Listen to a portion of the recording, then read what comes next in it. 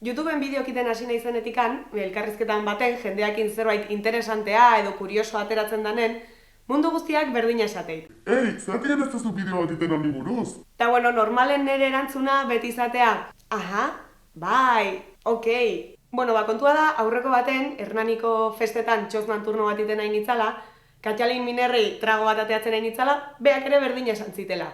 Ei, zeratikan ez duzu bideo bat iten txosnako kontu kontatzen? Eta bueno, nire erantzuna betikoa izan zen. Bai, okei. Baina bueno, gero gaiai bueltak ematen jarri nintzen, eta pentsatu nun bideo polita izan zitekela, batez ere, oain udarako temporada hontan, herriko festetan eta txosna pila bat egoten dialako, eta txosna horietan turno pila bat egiten duen jendea daolako. Nei pertsonalki normalen gehiago gustatzen zait txosnetan egoten den giroa zenbait tabernetakoa baino. Gainea txosnak jartzen dituzten eragile horiek normalen urte guztin zehar antolatzen dituzten ekintza guztik txosna hortatikan ateratako diruakin finantzatzen dituzte. Orduan, nire parrandako dirua hortan inbertitu baldin badezaket, asko zobeto.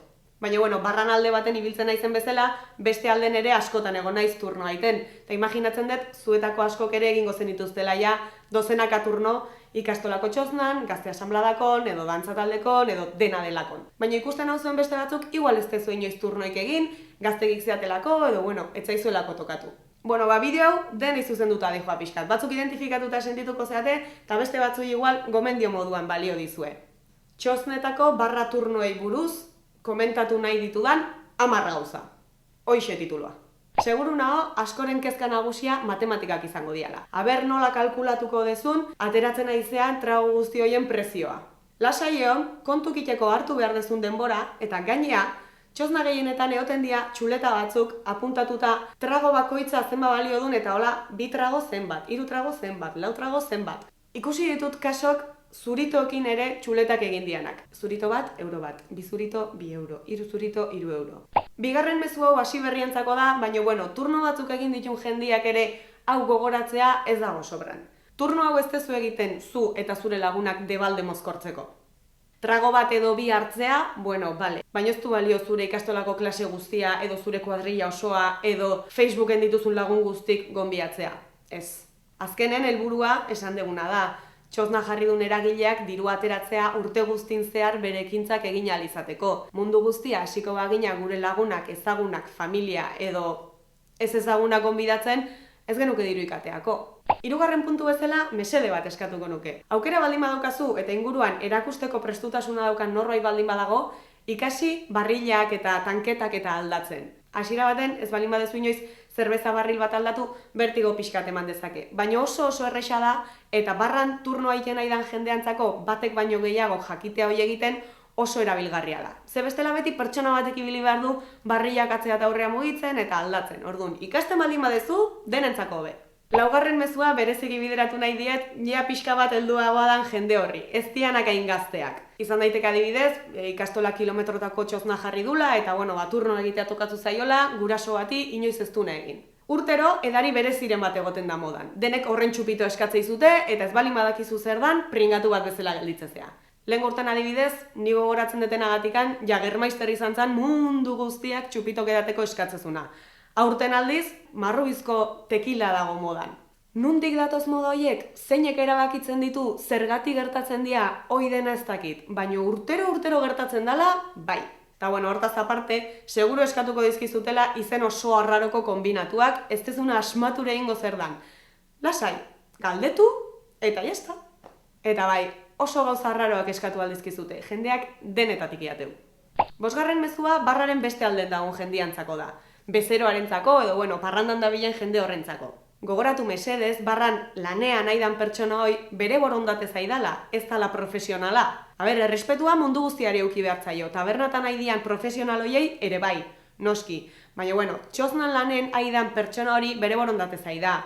Pazientzia euki eta errespetatu. Festan zabiltza ez da, ze presa daukazu, lasai eta ondo pasa. 6. puntun insistitu nahi dut gauza baten, ze uste nun mundu guztiak oso argi zeukala, baino izan duten esperientziagatik batzuk ez dakie. Txosnan turno aiten aidan jendea, bere borondate zaida. Ez dute kobratzen. Nik uste nun hau mundu guztiak zekin zerbait zala, baina ematen duen ez dago hain argi. Ze urtetan zehar turno pila bat egin eta gero, behin baino gehiotan tokatu zaitu ustezun jendea. Parrandan zabiltzatenekin segiz, mezu argi bat. Txosnan, baso berrerabilgarriak baldin badaude, berrerabili. Batzui ematen du kosta zaiela hau burun sartzea, baino baso hauek behin eta berriz erabiltzeko dira. Gauaren hasieran hartzen duzu trago batekin, gau guztin zehar erabiltzen duzu, eta gaua bukatzerakoan txosnara bueltatu. Behi da ze sinplea dan. Beste gauza bat oso importantea bezeroek edo txosnara eskatzera dijoaztenek jakin behar dutena. Ez dakiz zen markatako ginebrakin egindako gin tonika nahi balin badezu toke zitrikoekin eta pepino zati batekin, hau ez da zure lekua. Hemen ginebra da, rona da eta bozka da. Ez daude bakoitzetiko gehi aukera. Bueno, eta parentesis txiki hau eginda, turno egiten nahi dian pertsona hoientzako mezuetara bueltatuko naiz. Zure txandaitea sartzezeanen turno arduradun bat edo txosna arduradun bat baldin badago, entzun esaten dizuna. Ze askotan turnoa sartzen gea arrapaladan eta eske jende pila badago eta benga guazen korrika. Txoin, entzun ze esango dizun, seguro importantea dela eta gaina lagungarri zaizula. Eta zalantzak baldin badituzu, galdetu izkiozu. Bueno, eta zerrendarekin amaitzeko 10. puntua. Importanteena. Turno bat egin behar dezu, bai. Lan aitea tokatuko zaizu, baita. Igual nekatuko zea, bueno. Baina saiatu ondo pasatzen. Turnoetan ere oso ondo pasa daiteke. Azkenen, festa giro baten zaude eta barraren beste aldekok errespetuz tratatzen baldin bazaitue, oso ondo pasatzeko aukera daukazu. Eta gogoratu, horre egiten dezun lanakin, eragile horrek urte guztin zehar bere aktibitatea martxan mantendu dezakela. Importantea da.